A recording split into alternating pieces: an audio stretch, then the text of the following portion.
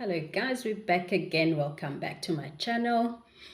We are moving on to part 2 of this story. What did I call it? Say something about debunking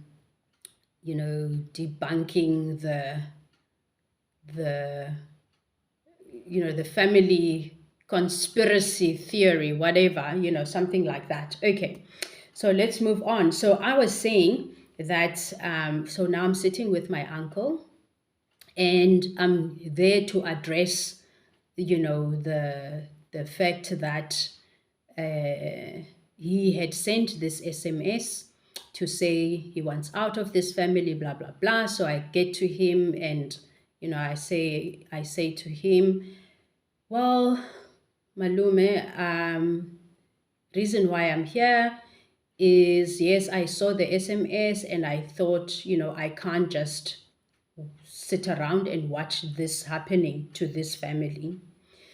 You are number one elder in this family, and therefore you have a responsibility to this family. So you see, the decision that you are taking and to distance yourself from the family has got many implications which are negative. Okay, so I feel compelled to tell you that I myself, I am not going to watch that and do nothing about it. So, I said to him, you know that the plan with you and your brother, the brother that now supposedly, is, messing the whole family over with this will story. I said, in the Eastern Cape, your homes, you've built homes because now, you guys are, my uncle was already on retirement and my other uncle, the youngest uncle, is, obviously now planning for retirement at that stage. And so they have literally built their homes. I mean, if you stand on the gate there, opposite is the other uncle. I said, but you have done this because the plan is that you guys are going to retire and that is the life you want to live. So now you telling me that you are no longer part of this family. That just can't be. Like, that cannot be acceptable. You're gonna have to find a way to sit down and work this out, okay? Because it just cannot happen. So of course my uncle was like, ah, I am, I am so mad that, these were his words. I'm gonna have to say it in Xhosa. He says, lentwana iyandidelela, andifuna uva nix ngale ntwana, icima ndisisibhanqa, that kind of thing. So I said, Malume, I get it. I understand all of that. And of course, it's not correct what he did. However, it does not mean that you are going to now opt out of the family because we need you to resolve this issue. Okay? So he was like, no, I want nothing to do with it. I want nothing to do with him. And I was there begging him and saying, okay, Gedlamini, tell me, or at least then allow me to go to my uncle and tell him that you know about his shenanigans, because he needs to know that people know about this shit and that he can't get away with it, right? So please allow me then, because I need your permission to deal with him. So he says, okay, yeah, it's fine. I said, okay. So also I want your permission because I'm going to tell him exactly what your reaction was when I told you about this, because I want him to get it, how mad you are about this. So I'm not going to make it flowery when I go to him. I want to transfer the exact mood, the exact feeling that you gave me when I told you. So I am going to tell him that, you feel like uyakudelela, and that, you're taking you for a fool and all of this. He says, no, that's fine. Okay, fine. So, of course, I leave my uncle's house, and then I go home. When I got home, I think this was a Sunday. Was it a Sunday, Saturday, whatever? So I phoned my uncle in Joburg, the youngest uncle. So I said, Malume, I need to talk to you. This is quite serious. And I've just been to speak to your brother now. Apparently, it has come to light that when, this is how I said it. Now, listen to this, guys, because remember I said it is my strongest belief, and I want to also kind of show you why I feel, or I think the problems of this family started when, or whatever. So I said to him, it has come to light that you have screwed the family over because you, by scallum means, got my grandmother to sign a will. And this was not something that was discussed in the meeting where my grandmother called everyone. So my uncle is livid. He is absolutely inconsolable. He is so mad. He wants nothing to do with you because of this. And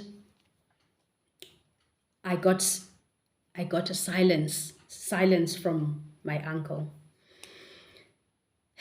But how he came back was, for me, amazing. So, we are in silence. Then he comes back. He says, Mchana, I messed up. Ha! I was so happy to hear that. And I said, Malume, it's fine. You know what? This is, for me, the beginning of resolving this issue. So it's okay. We mess up and we make it right. That is the most important thing. So your response makes me happy because you are not denying what I'm saying to you, what I say you did, or what they say you did.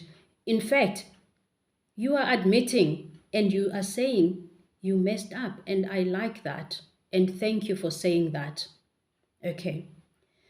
So he says, how am I going to fix this? How am I going to fix this? So I said, you know what? My uncle is as mad as a snake, and he has every right to be that way.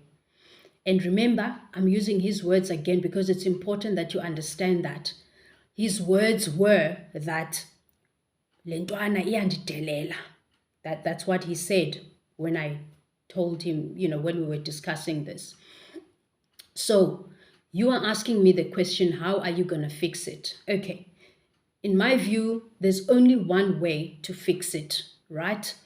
And that is by you crawling and humbling yourself and going to my uncle, to your elder brother, and telling him that you messed up, just like you said to me. He needs to hear those words because I believe after that, it's all fine, okay? Because, like, what can a person do when you go to them and you say you're sorry, I mean, they can't really hold anything against you. Obviously, some people do, but but I was just saying to him, so you just need to go to him and, you know, say to him, you messed up, and he will understand. So he was like, oh my God, what am I going to do? What have I done? What have I done? So I said to him, I was just obviously trying to console him in the moment. I said to him, I said, you know what, Malume? Yes, this is an error in judgment, right? But the point is this. I'm not too surprised, and I hope that does not ring negatively, but I'll explain why I'm saying that. The thing is, this is how I understand you. You are a known and accepted capitalist in this family. But the thing is this now, you see, when you do these things and you live your life, that way, and but there's got to be some boundaries, because like you've now overstepped, you see, because this kind of behavior you can, because it's part of your character, because he's an acquisition type of person. He wants to acquire, and that's fine on the grand scale of things. But then, like when you come and you break it down to family, you can't do that, because then you're dealing with family, so you have to be a little bit subtle and a little bit more, cautious and, courteous, whatever. So I said, it's fine, and it is part of who you are, and it's part of what made you. So, but maybe you did overstep, and that's okay, because at least you admit that you are wrong, and so we're gonna fix this, all right? So he was like, okay, sorry, let me just drink some water. Before I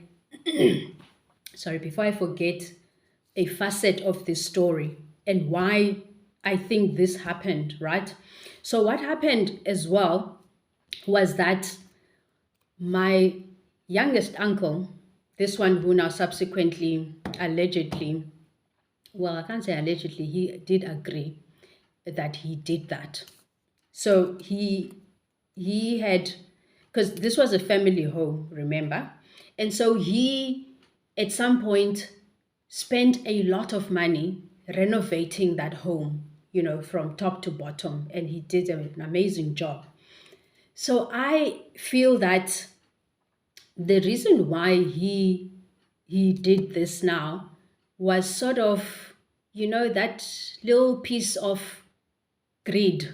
Let's call it what it is. And, he knows wherever he is that I don't say that in a negative form. It's just I'm trying to paint a picture.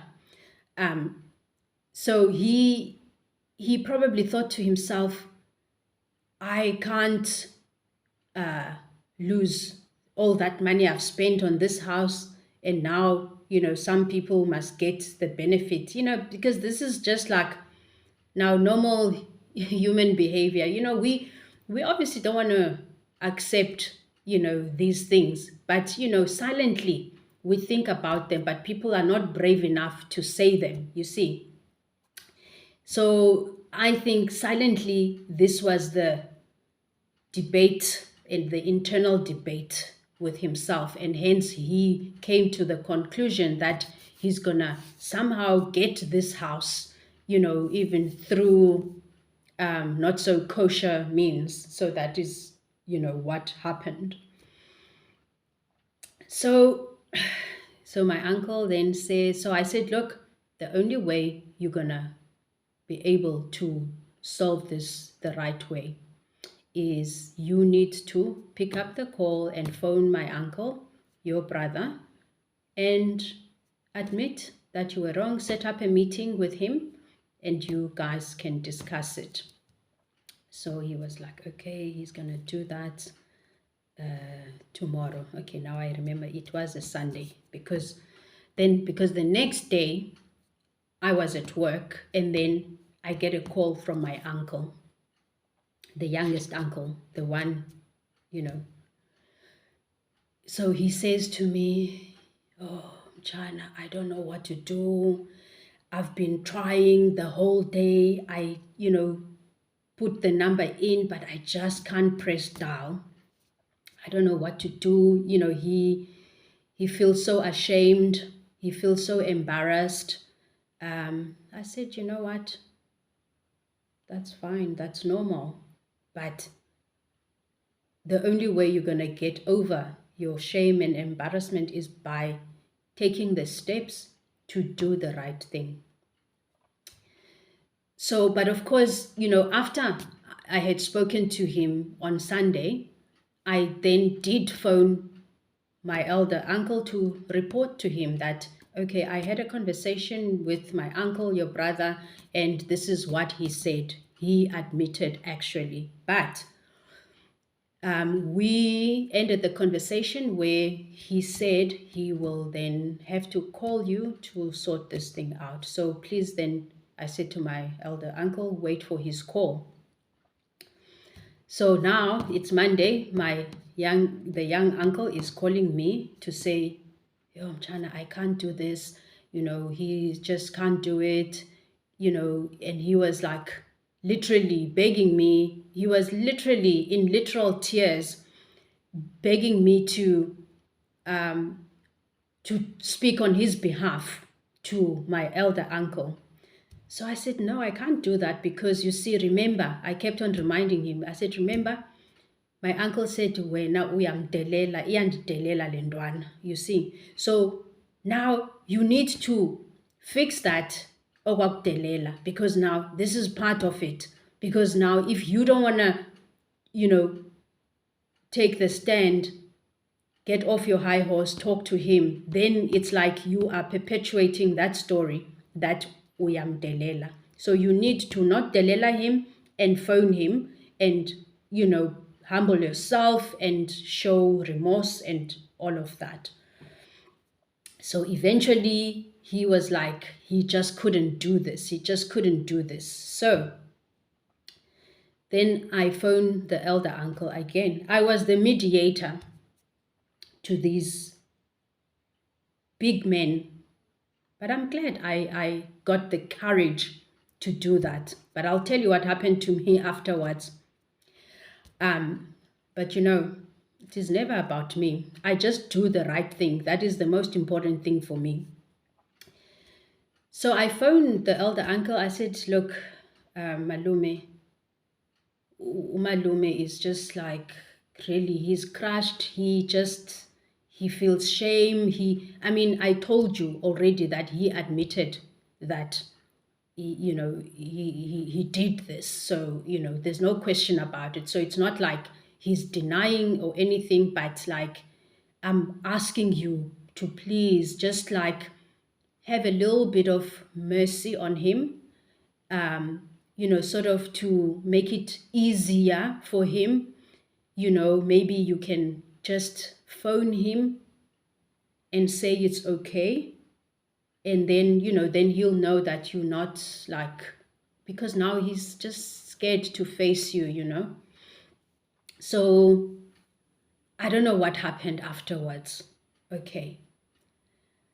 But that's where no, it's not where my interaction, whatever. But I do believe the elder uncle contacted him, and then they subsequently then set up a meeting. Now, this was a huge meeting because remember, part of the family is in the Eastern Cape and part of the family is here.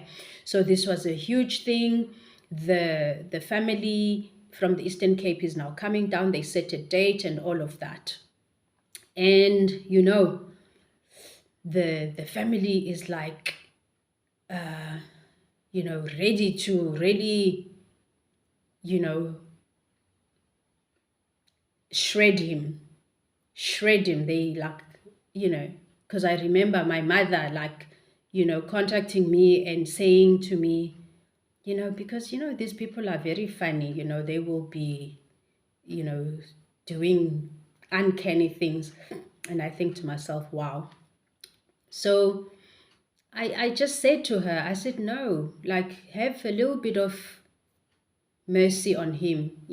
People fuck up, and he says, and now we're getting to a point where, you know, at least we've set a table. You guys are now going to sit down, and discuss this thing. So, but the story I must not miss out because it forms part of the puzzle. So remember, the house was written to be inherited by the youngest daughter, my aunt. Okay. And so this is the whole thing that caused the problem. So now, remember when I got the SMS and then I went to talk to my uncle. So already, there were fumes, tensions were high, people were not speaking to each other because at this point, this youngest aunt, she was closing the doors. If people wanted to, to do rituals, because now remember, this is a family home. So if whatever, they would go there. I remember there was a story at some point that abantu babeselela umqombothi phandle because she had shut the door because she says it's her house. So anyway, that's a side story, but you can link all the stories. So after I spoke to my elder uncle, so I went to my aunt, the one whose house, who inherited the house, because I wanted to inform her in person that I have just been to talk to my uncle. And so now this story is out that the youngest uncle actually coerced my grandmother to signing the house to you. But so, my aunt, the youngest aunt, she was so mad, not at me at that point, but she was like, what do these people want from me? What. So I said to her, I said, you know what? I'll tell you the truth, because like, this is not fair that you get to get the house, because if you are 5 siblings, all of you should get a share. So what makes you special? You know what I mean? So you can understand why these people are unhappy, because how the hell do you reconcile with yourself that you are the one? It's not correct. It's not correct. So please understand why everyone is mad at you. And I'm telling you now that you will forever be unhappy if you remain in this situation.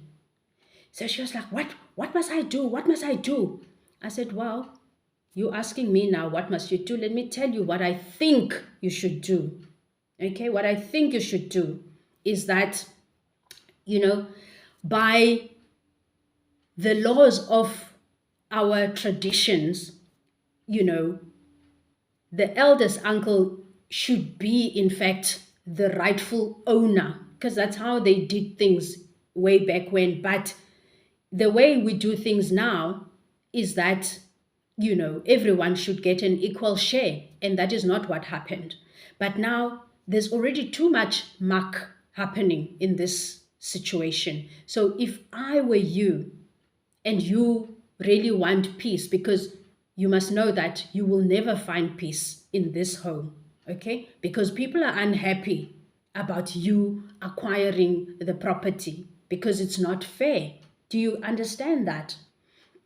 So she was like, oh, dear Amber, I'm leaving. I said, no, don't do that. Don't do that, because remember, actually, I've just been to talk to my uncle now. So this thing now is officially, going to be resolved. So when I don't take a stance of just leaving, because it is not a good look on you. You see what I mean? Because, because you have to like show that you are sympathetic to the feelings of the other people, because like you can't make them feel like they are mad for not being happy that you acquired the property.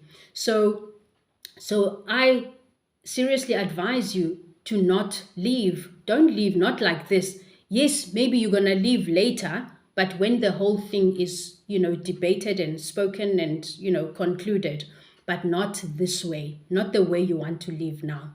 But she was so mad, and she actually, got a truck and moved her furniture, whatever, moved her stuff and went back to her house, even though I had said to her, don't do it that way. So this was now the beginning of her. Remember, I'm close to this person because I'm sharing now to you how close I was with her. But you see, my closeness with anybody is always going to be in truth, right? Because I will not be the person who's going to feed you crap just to make you feel good. Like, I don't do that. Okay.